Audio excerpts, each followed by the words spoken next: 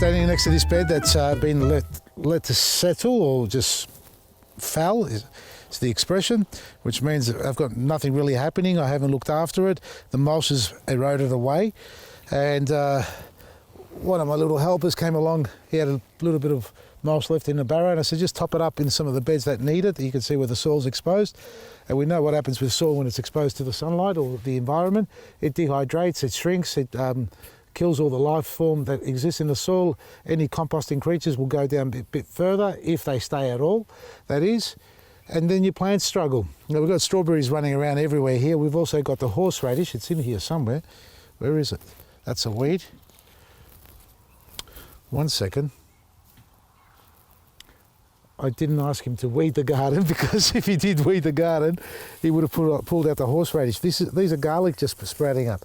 I know I had horseradish planted here. Go back to the videos. These are old eggplants. There's a piece there. Oh, I've got a feeling they've pulled it out, but anyway, horseradish grows really well. It's tough as nails, so I'm not going to get upset about it. Well, not on camera, but back on the topic. Down here, the soil. See where this is all exposed? Here's better. See this? Have a look at that. See how dry and sandy that is? That's because the sun's constantly shining on it. And that's what happens to everybody's soil. Not just mine, everybody's soil. And if you leave it like that, you're going to struggle to keep the moisture in, and you're going to struggle to keep the life in the plant. Now, this, you can see these little stockpiles here. These were placed here by my helper. And there's plenty of other spots where mulch was spread around. But in this spot here, you can see where it's sitting here. It was obviously exposed. I don't know how well you can see it on camera, but this is dry. A little bit of moisture underneath. I mean, there was a little bit of mulch there, so it's not the best example of a dry part of the garden bed, as I showed you earlier. But if I move this mulch away, can you see, actually you may be able to see it here. See the darkness here? It's a little bit darker there. That's the moisture retained in the soil because of the mulch sitting just on that spot there. But right next to it, it's dry where there's no mulch. So the mulch was sitting just like that there, right? Don't worry about the little seedling, that's fine. And that there stopped, even though it's autumn going into winter and the sun's not hot, it stopped the direct sun and the wind getting in there and dehydrating the soil bed. So mulch. Topic of today is mulch your garden beds. I can't stress it enough. You know, I've gone through my phases of mulching, not mulching, using bark, using straw, using whatever different compost and mulches there are. But at the end of the day, what I've resorted to is an aged bark and a straw. That's it. So I did say it at the beginning, but that's all you need to do, folks. And how much mulch should you apply? Well, it can vary from location, and you should vary it based on the type of garden bed you have, the type of soil, the position it's in.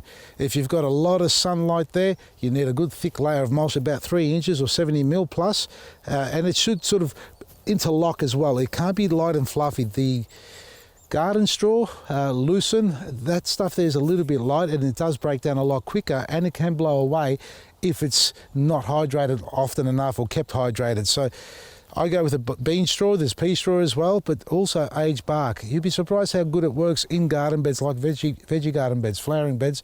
It's been used in large garden beds, obviously in every household, and front backyard sort of pathways, driveways. It does look good. It does suppress the weeds, and I recommend that you use that because it also decomposes. Get an aged one.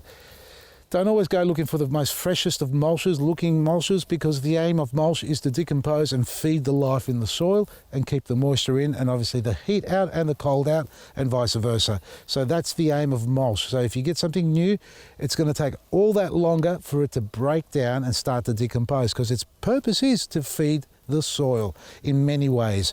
So get the old stuff. If you go to a garden centre, they said, look, we've got some old bark sitting in the corner. I remember I had some of those bags once upon a time, now and then. Go for those bags. The bag, don't worry about the outside. The outside of the bag is just a plastic bag holding it all together. If it's faded or aged, I wouldn't worry about it. Worry about it if it's a potting mix or something like that, or a compost, or a manure, not bad, but the potting mix and compost, those will start to break down after 6 weeks to 8 weeks. They'll start to develop a little bit of white film inside, which is the mycelium development, the fungi's growing.